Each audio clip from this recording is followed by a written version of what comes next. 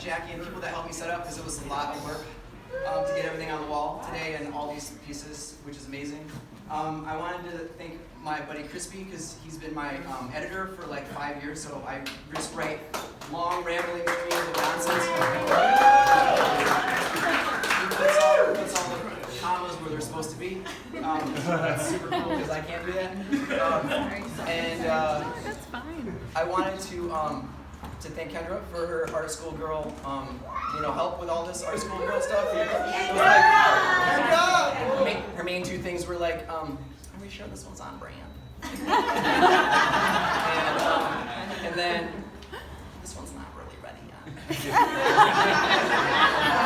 Need someone to say that shit. So now it's time for my profound statement. We live in a super accelerated time. We have a lot of stuff coming at us from all directions, like on a daily basis, just being bombarded by tragedy and crazy stuff. And I think that comic art and maybe memes give us a pause for a moment. It lets your brain sort of contemplate the absurdity or the irony or the ridiculousness of that cartoon for a minute, and you kind of forget about the ridiculous world that we live in. And so I got to thinking, like, how long have people looked at comics, or how long has comic art mattered? And so I sent a message to University of Chicago, the anthropology department, and was just trying to find out, like, what were the earliest comics. And they got back to me with, like, a gusto. They were, like, super excited that I had reached out to them. And they're like, actually, the earliest comics were found in present-day Ethiopia about 48,000 years ago.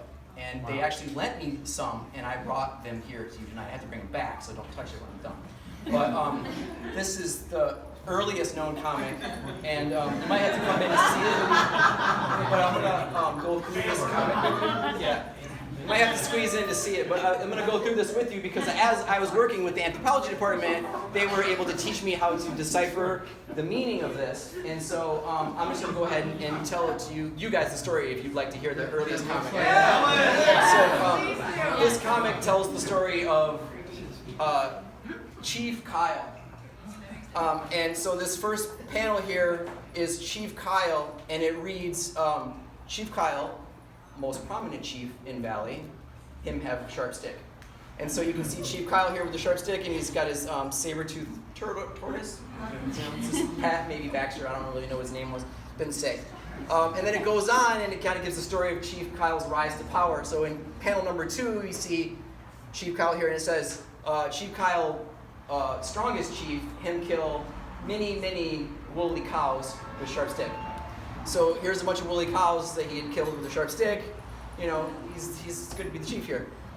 Then on C, not only was he providing for the tribe, he was also protecting them. So in panel number C, letter C, it says, Chief Kyle protect tribes people from dirty Neanderthals that live next door. And so you can see Chief Kyle thwarting the Neanderthal. And this happened, I think it happened in the Valley of the Saber Snakes because there was a saber snake. Years ago, Mel Brooks said, it's good to be the king. So we go on to the next panel here, and you can see Chief Kyle reaping the rewards of being the king. This panel says, Chief Kyle rest, sharp stick, have a good time with tribe's ladies. And so he's having some grapes, and he's drinking a couple of cave beers, having a pretty good time. And ultimately, like most comics, you have to have the ending here, and it tells the demise. So this final panel shows Chief Kyle meeting his early demise. He was probably 16 or 17 years old, who knows. By Chief Kyle get head bit off by saber-toothed ferret. And that's the end of Chief Kyle. What was that? What's that last panel? Oh, thanks for asking. So there's actually a last panel here that is undecipherable. The anthropology department, these are postgraduate people that have gone to school and studied this stuff, and they can't decide what this last panel depicts. But I don't know if some of you have watched the History Channel. There's this, the burned out husk of what that channel used to be. There's this garbage show called Ancient Aliens. So I reached out to them, and I'm supposed to say this. according to, or many ancient alien theorists say, okay, that, apparently some aliens had come down in a pyramid-shaped space rocket, and you can tell it's from space because it's got a bunch of math shit written on the side. If you look really close, it looks like they're teaching Chief Kyle how to play football, and he's the center. But I don't know a lot about sports. You have to check with Jimmy. But what we do know is that by the look on his face and by the bend in his little legs, that saber-toothed tortoise is piecing the fuck out of there. So that's the.